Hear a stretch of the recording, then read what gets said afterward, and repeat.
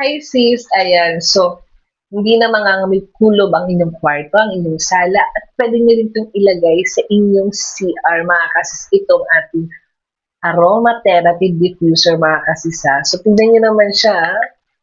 Ayan! O, di ba, hindi na amoy kulong ang inyong bahay. At itong gamit ko po is gardenia scent po yan. Ayan.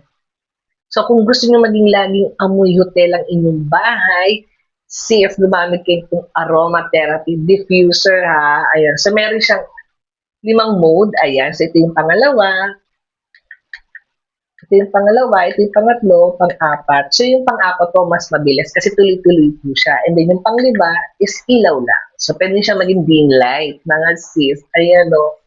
So kung naghahanap kayo ng aromatherapy diffuser at talagang legit na legit, sis, ginawan ko na 'to ng link andyan sa pangalan ko.